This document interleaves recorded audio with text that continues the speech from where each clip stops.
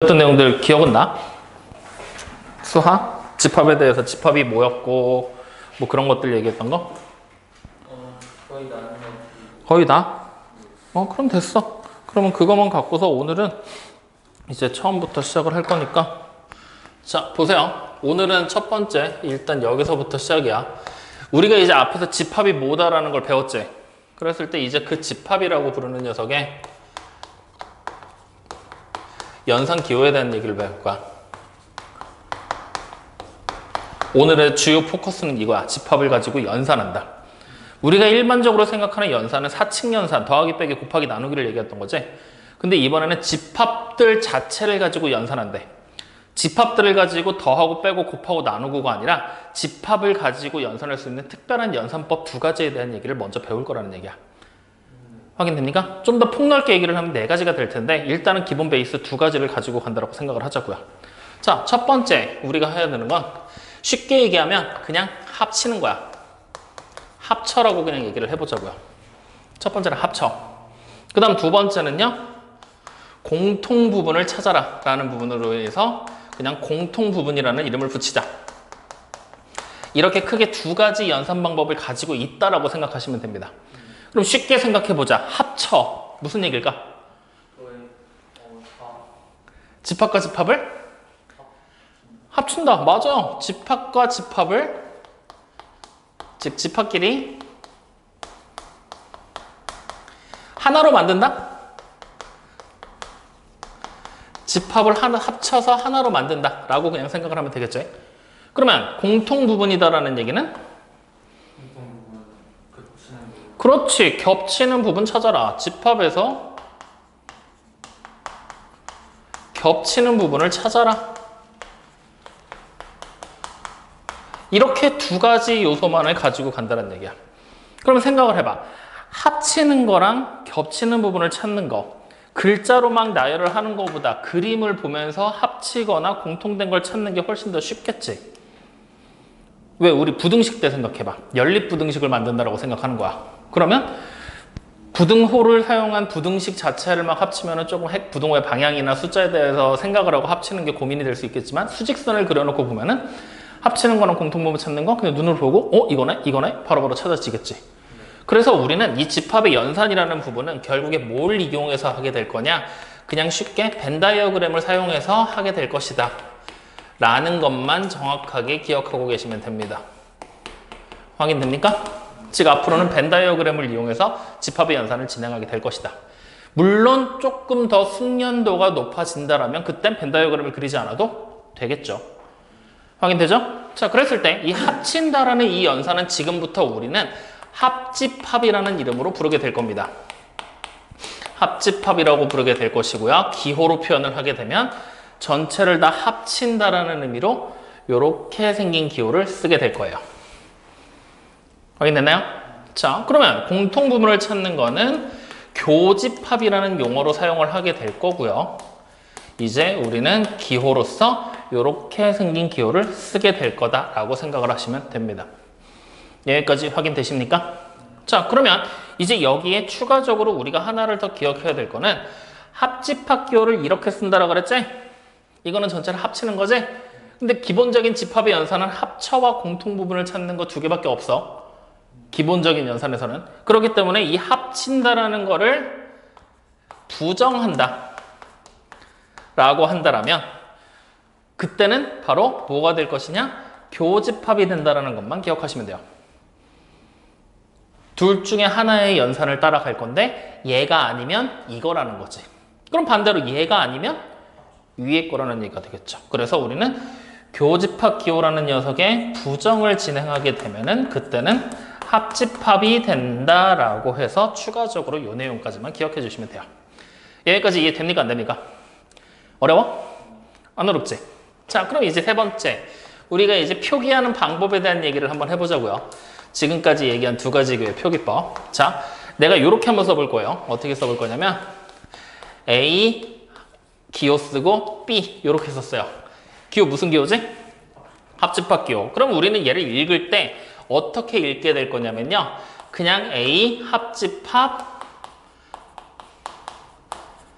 B다라고 이렇게 그냥 읽어버리시면 됩니다. 확인됩니까? 그리고 이것을 이제 우리가 보게 될 때 A라는 집합이 이렇게 있고요. B라는 집합이 이렇게 벤 다이어그램을 그렸을 때 이렇게 있어요. 그러면 둘의 범위를 다 합쳐야 되는 거지? 어디를 얘기하는 거냐면 요 범위 전체 다를 얘기하게 됩니다. 확인됐습니까? 그러면 내가 만약에 A와 B의 교집합이다라고 이렇게 써버렸어요. 그럼 얘를 읽을 때는 그냥 A 교집합 B다라고 그냥 읽어버리시면 돼요. 그럼 얘는 어디 영역을 얘기하는 걸까? 그렇지. 공통으로 겹치는 요 부분을 얘기하게 될 것이다 라는 얘기가 되는 거예요. 어렵니? 별로 안 어렵지. 간단한 얘기 하고 있는 거 맞지? 자, 그러면 이번에는 다시 이렇게 한번 써볼게요. 내가 만약에 A와 B의 교집합 부분을 찾아봤더니 여기가 3하고 4가 이렇게 들어가 있대. A와 B의 교집합을 집합화시켰더니 3, 4라는 원소를 가지는 집합이래. 그렇다는 얘기는 A와 B의 교집합이 이렇게 만들어지게 됐을 때 어디에 3, 4가 들어가는 걸까? 그래, 뭐 여기서 뭐 이제 가운데라고 얘기하기는 조금 그래. 그래서 우리는 지금처럼 벤 다이어그램 자체를 해석할 때 어디요라고 얘기를 하기가 조금 애매하다는 거지. 그래서 지금부터는 이렇게 나눠진 이 영역들 있지. 이 영역들을 하나하나의 섹터라고 부를 거야. 섹터. 구역이라고. 그냥 구역이라고 부르고 여기다 이름을 이렇게 붙여버리겠다라는 거지. 그러면은 3, 4가 들어가게 될 구역이 어디야? 그렇지. B구역이 된다. B섹터가 된다는 걸 확인할 수 있지. 그래서 이 B구역의 원소가 3하고 4가 이렇게 있습니다. 라고 우리는 생각을 하게 된다는 거예요. 확인됐습니까? 즉 다시 말하면 여기 보이는 이 집합의 연상기호, 합집합과 교집합 두 가지 기호와 집합이라는 부분이 연결돼서 각각에 속하는 원소들, 벤 다이어그램 하나를 완성할 수가 있다는 얘기가 되는 거야. 확인됩니까? 그럼 반대로 내가 이번에는 이렇게 한번 써볼게. A와 B의 교집합이 이렇게 생긴 기호래. 무슨 기호지? 공집합. 그럼 이 말은 요 B 섹터에 들어가는 게 있단 얘기야, 없단 얘기야? 없단 얘기지. 그럼 우리가 벤 다이어그램을 그려본다면 굳이 이 B 섹터를 만들 필요가 있을까 없을까? 없겠지. 그래서 이렇게 따로따로 떨어진 두 개의 집합으로 써도 될까 안 될까? 된다라는 얘기지. 확인됩니까? 이랬을 때 이 두 개의 집합을 지금 보잖아? 위에서 우리가 살펴봤을 때는 A와 B라는 두 개의 집합이 B라는 공통 부분을 가지고 있었어. 근데 밑에는 가지고 있어? 그 말은 즉슨 얘와 얘는 서로를 연관성을 가진다라고 볼 수 있을까? 서로 완전히 그냥 별개, 남남이라는 얘기랑 같은 얘기가 되는 거지. 그래서 지금 같은 케이스를 만족시키는 경우에 우리는 A와 B라는 집합을 뭐라고 부르게 될 거냐? A와 B는 서로 소원한 관계다 해서 서로소다라고 부르게 될 겁니다. 확인됩니까?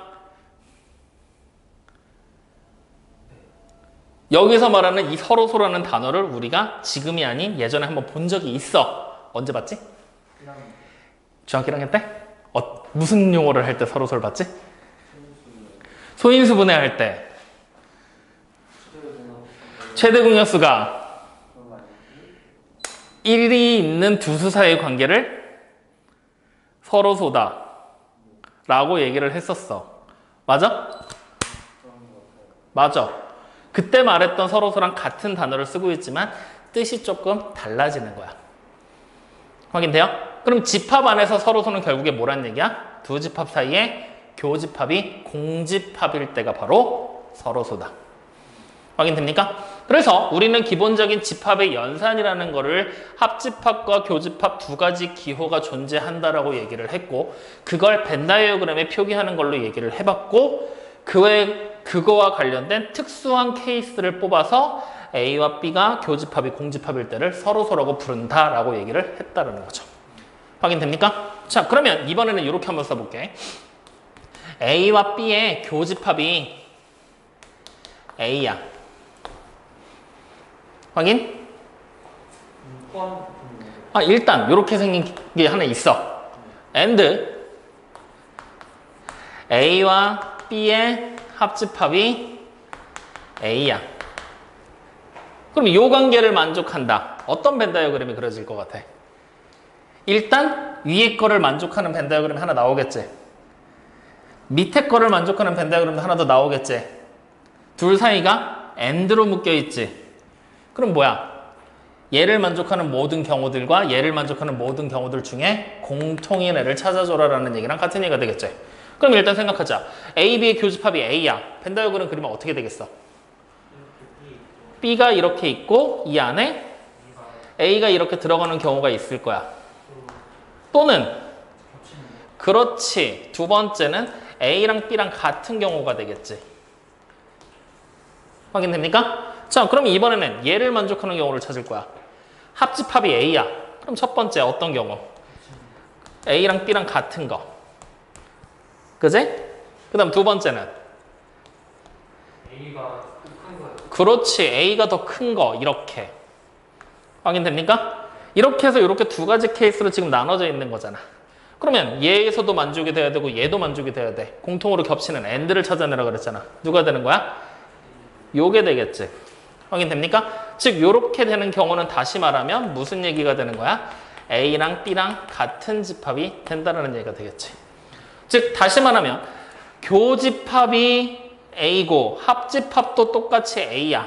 같은 게 나와. 교집합과 합집합이 서로 같은 게 나오면 둘은 서로 같은 집합이다. 같은 집합이라는 얘기 우리 다른 말로 표현하면 집합이라는 녀석의 상등이라고도 얘기를 하죠. 확인됩니까? 이걸 앞서 배웠었던 수업과 연결을 짓는다라면 이 경우는 A가 B의 부분집합이었고 and B가 A의 부분집합이었다라는 얘기랑도 같은 얘기가 되는 거지. 이런 식으로 이제 기호가 추가되면서 새로운 표현들이 등장을 했다라는 얘기가 되는 거야. 뭔가 새로운 걸 배운 건 아니라고. 여기까지 확인됩니까? 네, 그래서 이 집합의 연산이라는 부분에서는 기본적으로 알아야 될 두 가지 기호, 합집합과 교집합 기호에 대한 얘기를 하게 된 겁니다. 여기까지 이해되십니까? 안 되십니까? 됩니까? 네, 그래서 이 두 가지 기호는 앞으로 우리가 죽을 때까지 쓸 겁니다. 잘 기억을 하고 계셔야 돼요. 확인됐습니까? 자, 그러면 이제 집합의 연산 기호를 쓰는 방법, 표기법까지 우리가 확인을 했으니 이제 우리는 무엇에 대한 얘기를 할 거냐? 어차피 연산 기호로 합집합과 교집합을 배운 거지. 이제 직접적인 연산을 해봐야 된다는 얘기야. 그래서 우리는 이제 네 번째 집합의 연산을 도와줄 수 있는 연산 법칙에 대한 얘기를 하게 될 겁니다. 자, 그러면 생각을 해보자고요. 사칙연산대를 떠올려보자. 더하기 빼기 곱하기 나누기를 할 때 우리가 배웠었던 연산 법칙 첫 번째 뭐가 있었을까? 교환 법칙. 두 번째 결합 법칙. 세 번째 그렇지 분배 법칙. 새끼야 이렇게 하면은 다 알면서 숙제를 놀다가 안 해갖고 열심히 해. 자, 첫 번째 그럼 연산 법칙. 집합에서도 동일하게 교환 법칙이라는 녀석에 대한 얘기를 먼저 진행을 할 겁니다. 그러면 우리가 사칙 연산할 때 교환 법칙 어떤 때 썼었지? 아니, 교환 법칙이 뭐였어? 아,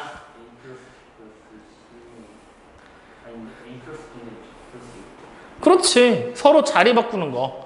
더하게 되는 대상의 자리를 바꾸는 거. 그럼 이걸 집합에 연결을 지으면 A와 B의 교집합을 만약에 썼다라고 하면 뭐가 되는 거야?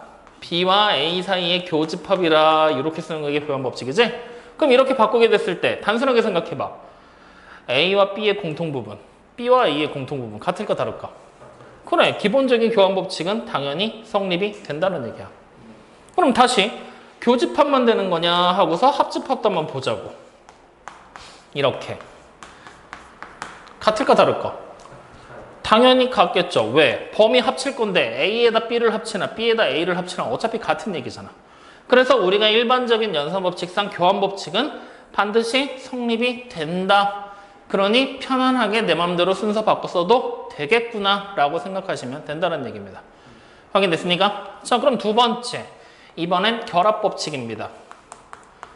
그러면 결합법칙은 어떤 때 썼었지? 먼저 계산하는 거. 그래, 좀 더 구체적으로 얘기를 해보면 식의 모양상을 따져본다면 괄호의 위치가 어떻게 되는 거야? 바뀌는 거였지. 근데 숫자 계산할 때는 괄호의 위치 내 맘대로만 바꾸면 안 됐지. 이런 경우는 됐어. 이렇게 돼 있는 거여서 이쪽에 괄호를 하나 여기 괄호 하나 같았잖아. 근데 이런 경우 이거랑 이렇게 바꾸는 거는 안 됐잖아. 맞지? 즉 내 맘대로 막 바꿀 수는 없었어. 그러면 이제 바꿀 수 있는 경우를 따져보면은 곱하기 기호로 다 묶여 있을 때 혹은 나누기 기호로 다 묶여 있을 때였잖아. 그지? 다시 말하면 연산 기호들 자체가 비슷한 녀석들끼리 묶여 있어야 된다는 얘기가 되는 거지. 그러면 이제 우리가 이거를 가지고 만약에 내가 이렇게 생각을 해보는 거야. 이렇게 세 개의 집합 사이의 관계를 봤어. A, B, C라는 세 개의 집합을 모두 합치래. 확인됩니까? 자, 이때 A, B를 먼저 합친 다음에 C를 합칠 거야. 이거랑 A와 B와 C를 똑같이 합칠 건데 B, C를 먼저 합친 다음에 C를 합칠 거야. 같을까 다를까?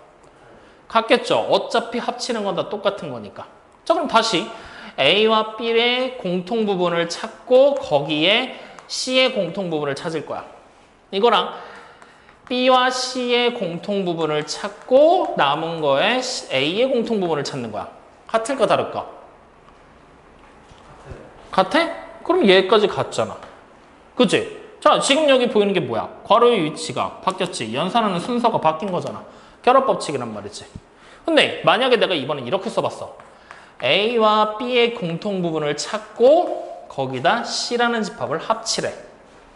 이거랑 A가 있고 B와 C라는 집합을 먼저 합치고 A와의 공통 부분을 찾으래. 같을까 다를까?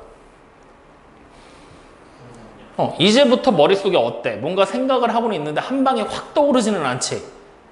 이렇게 되기 때문에 벤 다이어그램 그리라는 거야. 그려서 보는 거라고.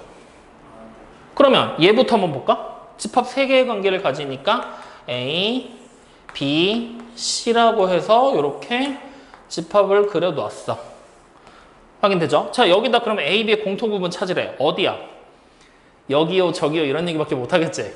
그러니까 우리는 뭐 하자고? 구역에다가 이름을 이렇게 붙여서 섹터로 구분을 하는 거야. 확인되니? 그럼 얘 공통 부분. 교집합이잖아. 그렇지. 이렇게 그냥 찾아 놓는 거라고. 그 다음에 C는 C, E, F, G지. 둘을 합치래. 그럼 우리 뭐라고 쓰면 돼? C, D, E, F, G가 2개인데? 그렇지. 하나만 쓰면 되겠지. 요 영역을 얘기하고 있는 거야. 확인됐나? 자, 그럼 다시 이쪽이야. B, C를 합치래. 그럼 B, C, D, E, F, G. 여기다가 A, D, F, G야. 교집합이야. 공통 부분 찾으라고 그랬지. 어디야 그러면? 그렇지. DFG. 이렇게 돼버린다는 거지. 같아 달라? 다른 영역이니까 서로 다르구나. 다시 말하면 위에 있는 2가지 예제와 밑에 있는 예제를 지금 비교했을 때 어떤 차이점이 있느냐? 위에서는 합집합, 교집합, 즉 연산기호를 하나만 단독으로 썼어. 섞이지 않았다는 거지. 근데 밑에는 어때? 섞어서 썼지. 그럼 섞어서 쓰니까 성립이 안 되겠구나. 확인됩니까? 그래서 결합법칙은 아무 때나 막 쓰는 건 아니겠구나. 확인돼요? 그럼 이 결합법칙이 통용되는지 안 되는지를 확인하고 싶어. 그때 벤 다이어그램 하나 그려서 섹터별로 이름 붙여놓고 어디를 뜻하는 건지 하나씩 눈으로 보면서 찾아라. 이해되십니까? 확인돼요? 자, 그래서 이렇게 섹터로 나눠서 보는 거 이거 대단히 중요한 얘기입니다. 잘 기억하셔야 돼요. 여러분들 책에 안 나옵니다. 내가 만든 방법이라서. 확인되죠? 그래서 요거는 반드시 기억해줘. 자, 그러면 이제 3번째 연산법칙이야. 3번째 연산법칙을 여기다 땡겨서 쓰자. 자, 교환법칙과 결합법칙 얘기했어. 연산법칙 하나 더 있었지. 뭐 했어? 그렇지. 분배의 법칙.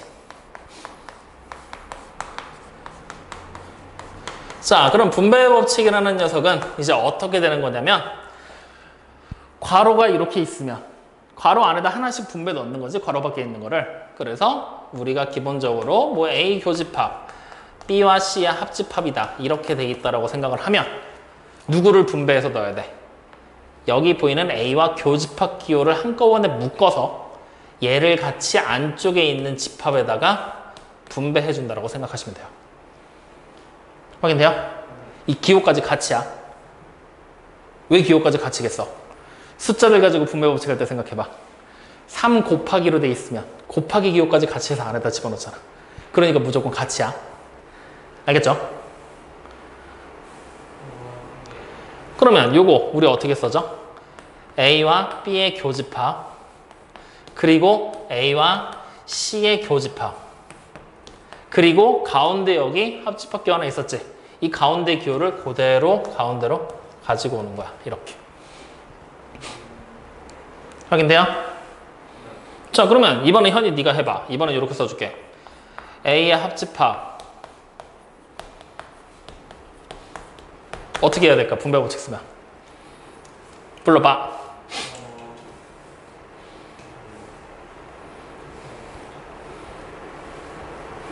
뭐 상관이 있냐? 어차피 이거 그냥 통째로 분배하는 거잖아. 어디다 분배할 거야? B에다가 C에다가. 그럼 어떻게 써야 돼?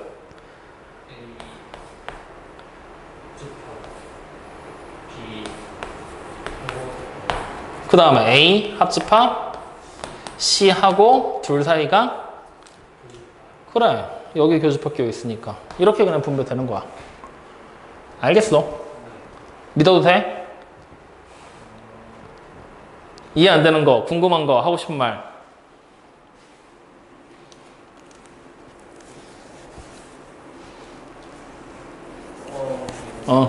천천히 봐. 문제 되는 거 찾아야 돼. 있으면.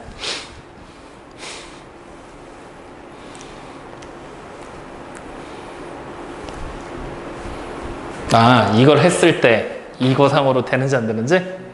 아, 해보자 그러면. 자, 일단 이렇게 쓰는 거 자체는 이해돼? 오케이, 그러면 해보자. 여기서부터 볼 거야.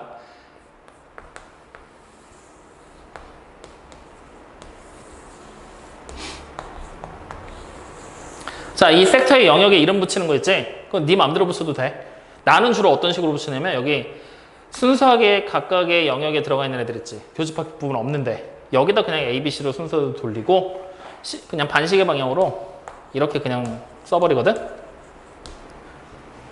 그냥 네 편한 대로 하면 돼, 이거는. 뭐 A, B, C, D 이런 식으로 가도 상관없어. 자, 그럼 이제 이 상태에서 여기 밑에 있는 두 번째 해보자. 여기 공간이 부족하니까. 자, B, C의 교집합부터.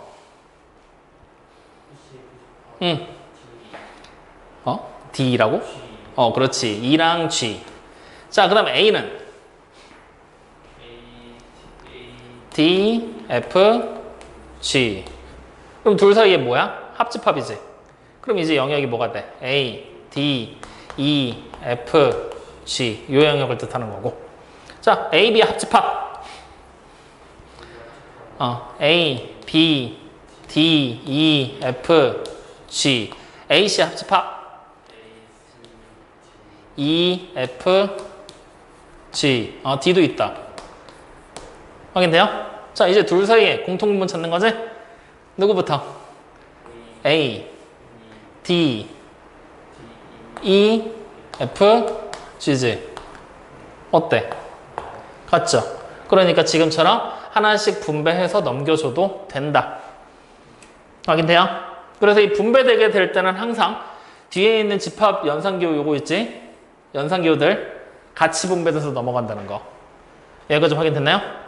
그랬을 때 이제 우리가 지금까지 얘기한 이 세 가지 교환, 결합, 분배 법칙 있지? 이걸 가지고 집합 사이의 관계를 수식으로 풀어서 변형된 공식들을 만들어내던 게 예전 교육과정에 있었어. 근데 지금은 없어. 그러니까 우리 뭐만 하면 되냐? 이런 법칙이 있다는 것만 기억해주면 돼. 그리고 벤 다이어그램을 통해서 어떤 영역을 뜻하는지 지금처럼 확인할 줄만 알면 돼. 이것만 할 줄 알면 문제 없다라는 거야. 확인됩니까? 그러니까 그 정도까지만 딱 기억을 하자.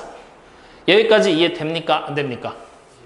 이해돼요? 자, 그래서 네 번째 기본적인 연산 법칙을 통해서 우리는 교환 법칙, 결합 법칙, 분배 법칙에 대한 얘기까지 한 거야. 자, 지금까지 얘기한 거 다시 한번 정리. 연산을 하기 위해서 우리는 합집합과 교집합이라는 기호에 대해서 배웠어. 그리고 그걸 벤 다이어그램상에서 어떻게 표현하는지도 얘기를 했고, 추후에 쓰게 될 내용인 부정에 대한 얘기까지 연결을 해서 같이 기억을 하게끔 얘기를 했어. 그리고 나서 쓰는 방법, 표기법, 벤 다이어그램 그려서 직접 하는 거 보여줬지. 그리고 연산 법칙으로 교환 법칙, 결합 법칙, 분배 법칙에 대한 얘기까지 한 거야. 여기까지 다 이해돼요? 믿어도 돼? 그러면 이제 본격적으로 시작이야. 자, 네 번째 연산 법칙까지 얘기를 했으면 이제 우리는 다섯 번째 거에 대한 얘기를 할 거야. 이 다섯 번째 얘기가 엄청나게 중요해. 왜 중요하냐? 지금까지 쉬웠던 내용을 한번 꼬는 역할을 하게 돼. 그러니까 이걸 통해서 조금 더 문제가 어려워질 가능성이 있다는 얘기야. 자, 무엇이냐? 추가되는 연산기호야. 단순하게 교집합과 합집합에 대한 얘기만을 배우는 게 아니라 두 가지 연산기호가 추가될 거야. 확인돼요? 책을 봤더니 나와 있지? 뭐라고 나와 있어? 첫 번째. 아닌데? 전체 집합은 뭐 그냥 말 그대로 전체잖아. 그거 말고 뭐라고 나와 있어? 그렇지. 여집합. 그 다음에 두 번째. 정답. 그래서 이 두 가지 연산기호에 대한 내용이 추가가 될 겁니다. 그러면 이제 여기서 의문이 드는 거야. 선생님, 애초에 그럼 얘기할 때 합집합, 교집합 얘기할 때 여집합과 차집합까지 얘기를 해서 네 가지 연산기호로 만들면 되잖아. 굳이 두 가지를 따로 뺐지. 그 이유가 뭐냐? 이 두 가지 기호는 연산 법칙을 적용하게 됐을 때 기호가 그냥 단독으로 쓰이기가 조금 어려워. 무슨 얘기인가 하면은 얘네 두 가지 기호는 단독으로 해석을 하잖아? 말이 되게 꼬이고 어려워져. 그래서 이 두 가지 기호는 우리가 어떻게 하게 되느냐? 공식을 통해서 공식으로 합집합 또는 교집합으로 변형한 후에 해석을 하게 돼. 그렇기 때문에 추가되는 연산기호로 두 가지를 따로 뺀 겁니다. 확인됐습니까? 자, 그러면 쓰는 방법에 대한 얘기와 설명을 간단하게 붙여놓고 이제 해석을 해보자. 여집합이라고 부를 때 여기 보는 이 여라는 단어, 우리 중학교 2학년 2학기 때 본 적 있어. 여가 붙은 단어.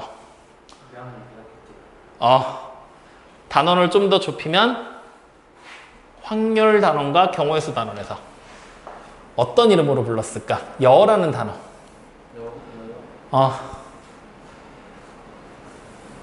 여사건. 처음 들어봐? 저번에 내가 한번 얘기했지. 여사건. 그 여사건에서 말하는 여야. 즉 다시 말하면 여집합이라는 단어의 뜻은 쉽게 생각을 하면 뭐뭐뭐를 제외한 나머지 부분을 집합으로 만든 게 여집합이야. 그래서 이 여집합 기호는 앞으로 우리가 쓰게 될 때 위에 C자를 조그맣게 붙입니다. 집합 위로. 이 C는 컴플리먼트다라고 얘기를 하긴 하거든. 그리고 조금 다른 옛날 선생님들 같은 경우는 리버스라고 읽기도 하는데 그냥 여집합이다라고 생각하시면 돼요. 자, 그 다음에 차집합, 말 그대로야. 차집합은 말 그대로 빼기 기호를 써서 표현을 합니다. 차니까. 확인됩니까? 그랬을 때 이 차집합 기호는 우리가 어떻게 해석을 하게 되느냐? 한 부분에서 공통 부분 있죠. 공통 부분. 공통 부분 우리가 뭐라고 불렀지? 교집합. 그 교집합을 제외한 나머지 부분을 얘기하는 게 차집합입니다. 공통 부분을 제외한 나머지. 자, 이렇게 말로만 설명하면 조금 어렵거든? 그래서 지금부터 이 두 가지 기호를 디테일하게 해석해 갈 테니까 천천히 따라오면서 보면서 이해가 안 되는 건 바로바로 얘기를 하세요. 자, 첫 번째 여집합에 대한 얘기 출발입니다. 그러면 이 여집합이라는 녀석은 모모를 제외한 나머지 부분이다 라고 얘기를 한다 그랬잖아요. 그죠? 그래서 간단하게 예를 들어본다면 여집합 기호는 이런 식으로 쓰게 되는 거예요. A라는 하나의 집합이 있거든. 그 위에 조그맣게 C자를 하나 붙입니다. 컴플리먼트. 읽을 때는 우리가 이렇게 읽으시면 돼요. A라는 녀석의 여집합이다 라고 읽게 됩니다. 확인됩니까? 그러면 이것을 이제 우리가 벤 다이어그램으로 표현을 한다면 A라는 부분을 뺀 나머지를 얘기해야 되지. 즉 다시 말하면 집합이라는 거는 전체 중에서 특정한 조건에 만족하는 애들만 따로 뽑아낸 게 집합이잖아. 그렇기 때문에 우리는 전체 집합이라는 녀석이 지금부터는 등장을 할 거라는 얘기예요. 전체. 그리고 그 전체 집합을 우리는 앞으로 알파벳 문자 U를 써서 표현을 하게 된다. 전체 집합. 확인돼요? 그 중에 특정한 목적을 뽑아서 내가 A라는 집합을 이렇게 하나 만들어 냈다라는 거죠. 그러면 A의 여집합이면 A를 제외해야 되지? 어디야? A가 아닌 이 바깥쪽 영역을 얘기하고 있다라는 거예요. 자, 그러면 이거를 우리가 말로 한번 써본다면 전체 집합은 이렇게 한번 써볼까요? X바, X는 10 이하의 자연수다라고 얘기를 합니다. 확인되죠? 이때 A라는 하나의 집합을 이렇게 얘기를 해보죠. 369야. 확인돼요? 그러면 A의 여집합 뭐가 될까요? 1, 2, 4, 5, 7, 8, 10 이렇게 된다라는 얘기가 되는 거야. A를 제외한 거니까. 여기까지 이해되십니까? 안 되십니까? 이해됩니까? 자, 그러면 이제 다시 두 번째 이제 차집합이라는 기호에 대한 얘기를 한번 해보자고요. 차집합은 공통 부분을 제외한 나머지라고 그랬지? 그래서 우리가 일반적으로 차집합을 쓰게 될 때는 어떻게 쓰게 되냐면 A 차집합 B 이런 식으로 쓰게 돼요. A-B가 아니라 읽을 때는 A 차집합 B다라고 읽어요. 집합에서는 빼기 기호는 무조건 차집합이라는 기호로 대체된다. 반드시 기억해야 돼. A 차집합 B. 그러면 이제 얘를 해석하게 될 때는 어떻게 해석을 하냐면요. A에서 앞에 나와 있는 녀석 A에서 둘 사이에 교집합을 제외하라는 얘기예요.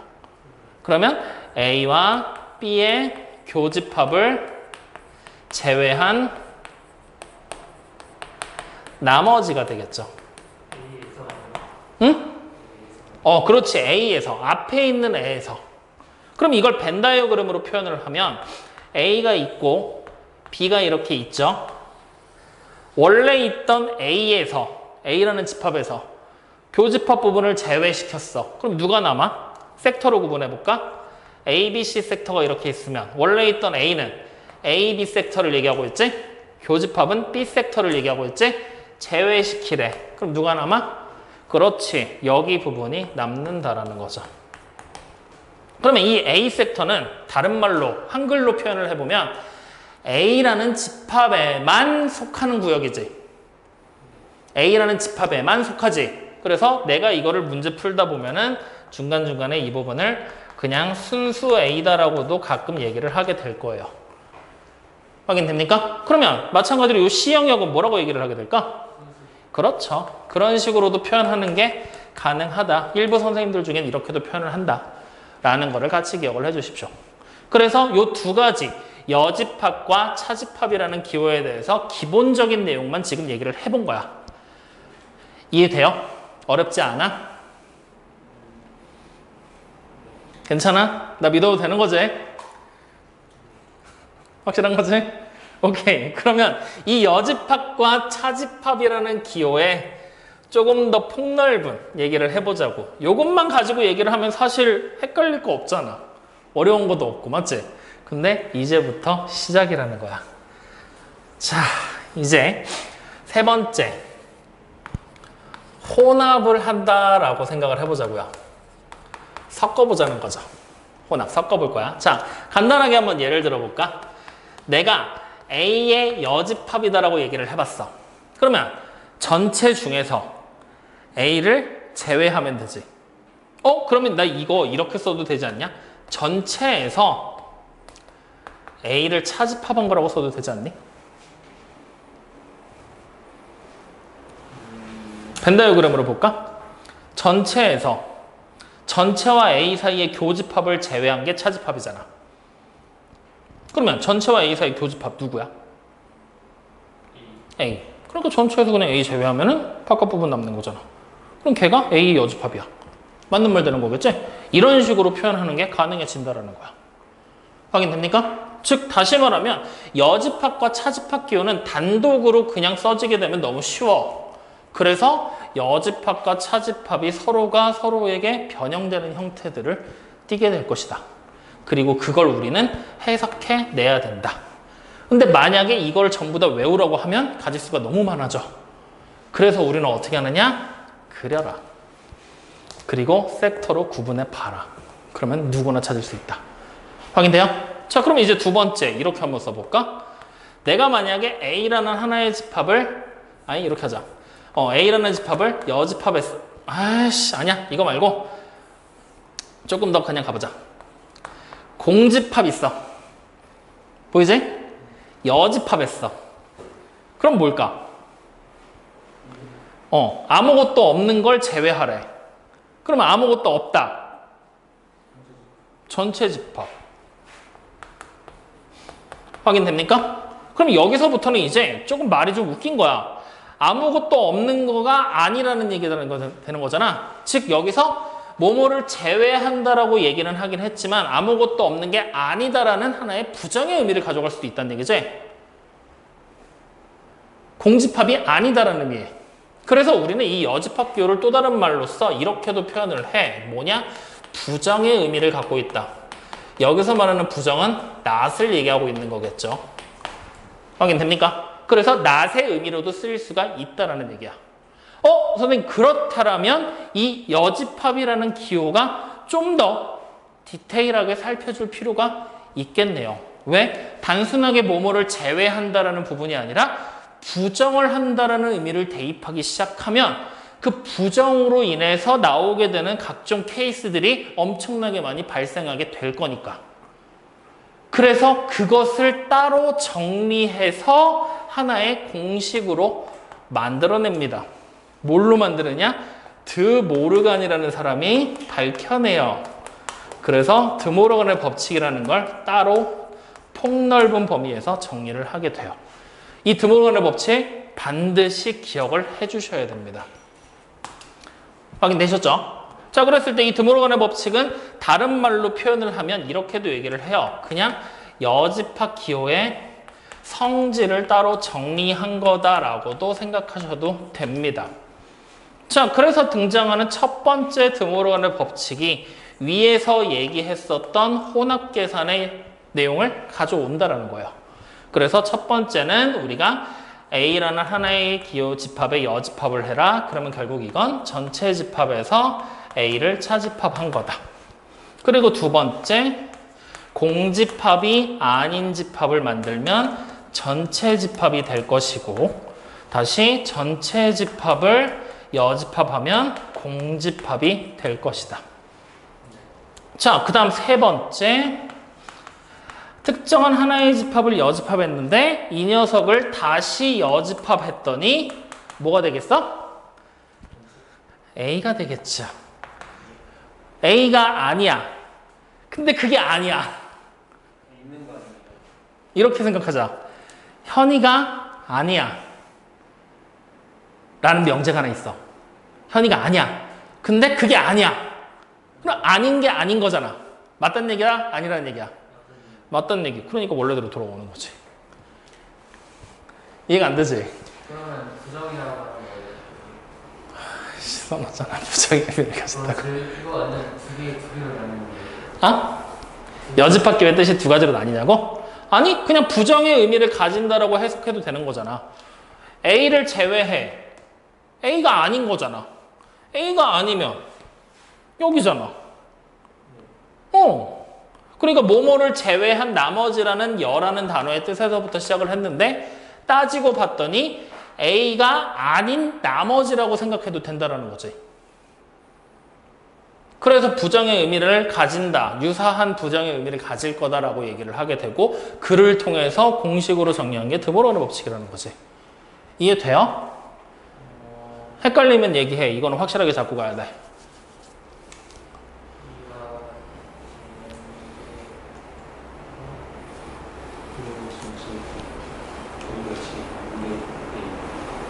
됐어?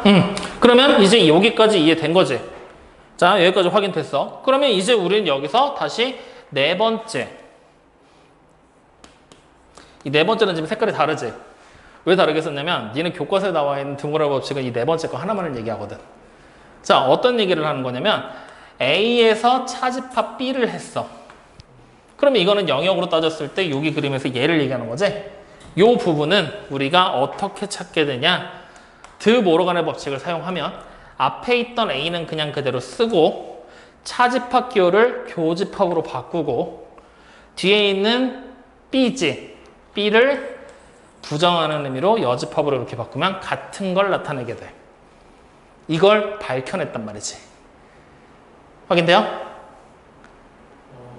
그래서 일단 이렇게 밝혔어. 이게 왜 되는지는 지금부터 증명할 거야. 자, 그럼 여기서 이제 우리 확인을 해보자. A 차집합 B 하면 뭐였지? 여기서 찾아보자고. A가 되겠죠. 그러면 A와 교집합, B의 여집합 이거잖아. 자, A는 AB 영역을 얘기하고 있지? B의 여집합은 어디야? 지금은 A지? 그렇게 하는 거예요? 전체가 A. 이거 전체를? 전체를 이걸로 놓고 봤을 때. 그러면 둘 사이 공통 부분이니까 A지? 같은 거 맞지? 그럼 이제 다시 여기서 확대할 거야. 전체로. 그럼 영역이 여기 D 영역이 하나 추가되겠지? 자, 다시 A 차집합 B야. A 그대로겠지? 자, 여기를 보자고. A는 여전히 A, B. B의 여집합이 조금 바뀌겠지? 어디로 바뀌어? A와 D. 공통 부분. 그대로잖아. 응? 그러면 결국에 얘와 얘가 같다라는 게 눈으로 보고 벤 다이어그램으로 우리 확인한 거지. 그래서 이것을 드모로간이라는 수학자가 밝혀서 얘랑 얘랑 같은 걸로 쓰자라고 얘기를 한 거야. 그래서 실제로 이거는 외우고 계셔야 됩니다. 나머지도 마찬가지겠지만. 여기까지 확인됩니까?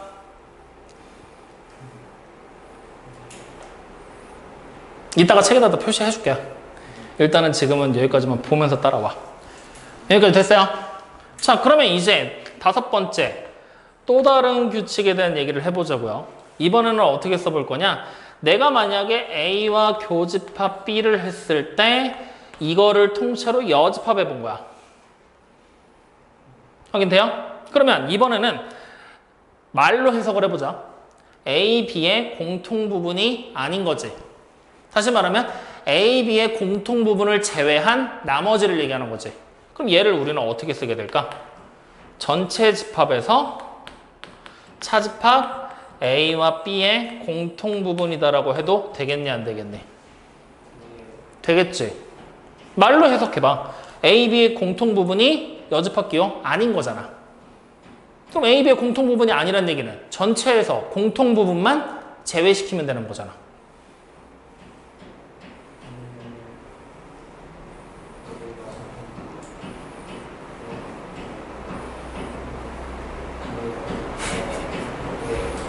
이해 안 되면 안 된다고 얘기해. 그래서 보여줄게. 머릿속으로 됐어? 이렇게 쓸 수도 있어. 근데 이거를 이렇게 매번 할 때마다 공통 부분 찾고 그게 아니니까 어디다 머릿속으로 막 그리면 복잡해 안 복잡해? 그래서 규칙을 만들어서 공식화시켰어. 누굴 이용할 거냐? 분배 법칙을 이용하는 거야. 여기 분이 여집합 기호, 어차피 집합의 연산 기호잖아. 분배하자고 이렇게. 그럼 안 될까라고 생각을 했던 거지. 그래서 분배해보자. 그럼 A가 뭐가 돼? A의 여집합이 되겠지. B가 B의 여집합이 되는 거야. 그 다음에 여집합 기호는 부정의 의미 가진다 그랬지. 교집합을 부정하면 뭐가 돼? 그래, 이렇게 바뀌었다라고 생각을 한 거야. 그래서 이게 만약에 성립이 되면 앞으로 우리는 이런 복잡한 거 생각하지 말고 분배하는 쪽으로 공식화 시켜버리면 편하겠지. 그래서 생각을 한 거야. 실제로 맞는지 보자고. A가 있고 B가 있어. 그리고 전체가 있어. 이렇게. 자, 섹터별로 구분하자.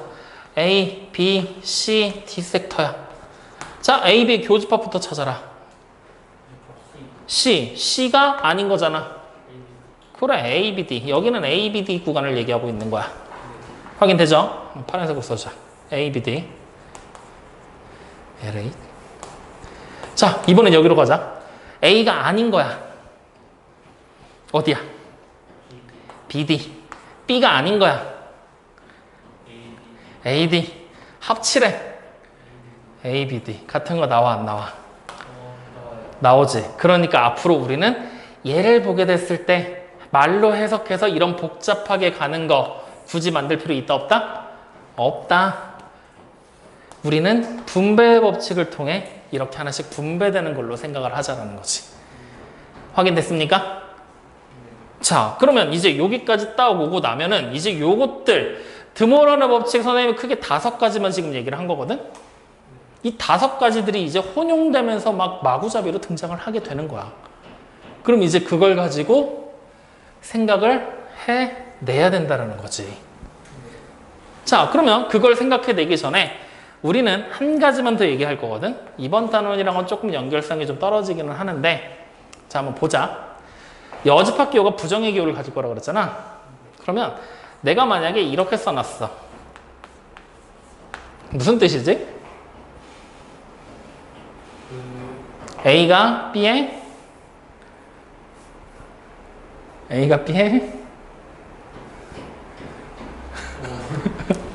부분집합이다. 그렇게 다녔어요.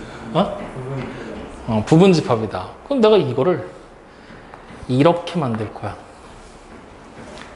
여집합 기호를 취했대. 사실 이거는 엄밀히 말하면은 표기가 이렇게 쓰면 안 되거든. 근데 이 여집합 기호를 그냥 이렇게 생각하자고. 부정의 의미를 가진다라고 해서 그걸 그냥 축약된 식 정도로만 생각을 하자. 그럼 이걸 부정하게 되면 어떤 의미가 만들어질까? 아니, 이때도 똑같이 분배 법칙 그냥 적용하면 돼. 그러면 A에 뭐가 돼? 여집합 되지. B에 뭐가 돼? 여집합 되지. 부분집합 표시가 어떻게 되겠어? 반대로 이렇게 바뀌면 돼. 그럼 얘와 밑에 거는 같은 의미야.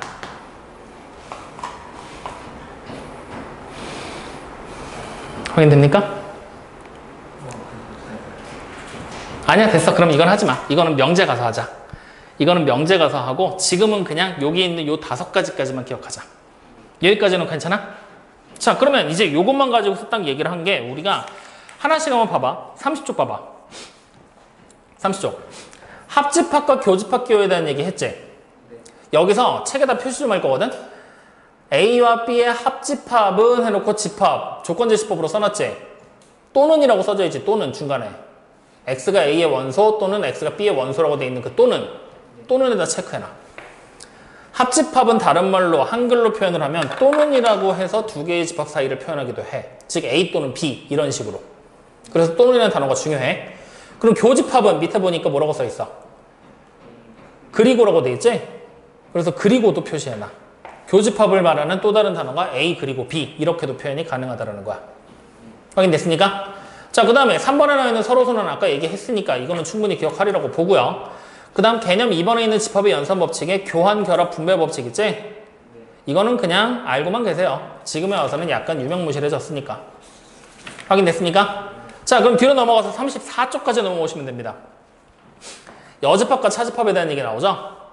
여집합 기호 뭐야? 제외한다는 의미인데 우리는 그냥 부정의 의미로 생각하면 된다 라고 얘기했죠. 그래서 여집합 기호 옆에다가 부정이라고 써놔. 아예 같은 거다, 같은 맥락으로 해석한다라고. 부정. 확인되셨죠? 그 다음에 차집합이라고 돼 있는 거는 A 차집합 B는 하고서 뒤로 말로 막 써져 있지? 그거 말고 차집합 기호는 요걸로 하나 적어놔. A 차집합 B는 하고 돼 있는 부분을 이렇게 적어놔. A에서 차집합 A 교집합 B랑 같다. 이렇게 적어놔. 그래서 단어 자체의 뜻을 조금 해석을 해서 눈에 계속 좀 익혀둘 필요가 있습니다. 이렇게. 확인되셨나요? 자, 그 다음에 이제 우리가 드모런의 법칙으로 해서 선생님이 여집학교의 성질에 대해서 묶어놨었던 거였지? 그게 우리 이번 더 개념 블랙레벨 책에는 여기저기 흩어져 있어. 그래서 책에다가 체크할 거거든. 34쪽에 밑에 쪽, 여기 밑에 쪽 보잖아? 여집합과 차집합의 성질 나와 있지? 거기서 1번 하고요. 3번에만 체크해 두시면 돼요. 1번하고 3번. 물론 2번도 체크해 놓으면 좋기는 한데 2번까지는 내가 따로 얘기 안 했으니까 이건 충분히 해석이 돼서 1번하고 3번만 체크해 두시고요. 그 다음에 35쪽으로 넘어오면 드모런의 법칙이 이해다라고 나와 있지? 거기 보면은 분배 법칙으로 하나씩 분배하는 거 나와 있지? 그 내용도 같이 하나 체크해 두세요. 1, 2번 어디다 체크해도 좋으니까 체크 하나 해놔. 그래서 이 흩어져 있는 드모런의 법칙을 전부 다 기억을 해줘야 된다라는 얘기를 하고 있는 거야. 확인되셨나요? 자, 그 다음에 뒤로 넘겨서 36쪽을 보시면 대칭 차집합이라는 얘기 나오거든요. 이거 교육과정에서 빠진 겁니다. 그래서 우리는 특별히 얘를 다룰 필요는 없어요. 나중에 시간 될 때 그냥 한번 읽어만 보세요. 이런 게 있구나 정도로만. 확인됐나요? 자, 여기까지 얘기를 하고 나면 우리는 이제 40쪽까지 얘기가 끝난 거야. 40쪽까지. 이제 남은 부분은 합집합과 교집합의 원소의 개수, 여집합과 차집합의 원소의 개수, 즉 원소의 개수를 찾는 게 하나 남아있거든? 이거는 우리가 5분 쉬었다가 할 겁니다. 확인되셨죠? 자, 그럼 이번 시간에 배운 거 다시 한번 정리. 이번 시간에 배운 거는 새로운 집합의 연상기호들에 대한 얘기를 한 건데 첫 번째 교집합, 두 번째 합집합. 그 다음에 추가적인 연상기호로 여집합과 차집합에 대한 얘기까지 얘기를 했어요. 그랬을 때 이것들이 어떤 기호로 어떻게 해석해야 되는지를 얘기한 거거든? 근데 이거를 머릿속으로 막 헤매면서 고민하고 단어의 뜻을 생각하려고 하지 말고 무조건 벤 다이어그램 그려서 섹터로 나눠서 어디를 뜻하는지 하나씩 찾아가라고 얘기를 했죠. 그걸로 꼭 문제 푸는 거다라고 생각을 하셔야 됩니다. 확인됐죠? 자, 지금까지 얘기한 거에서 궁금한 거 혹은 이해 안 되는 거 혹은 하고 싶은 말 없어요? 그럼 우리 5분만 쉬었다 합시다.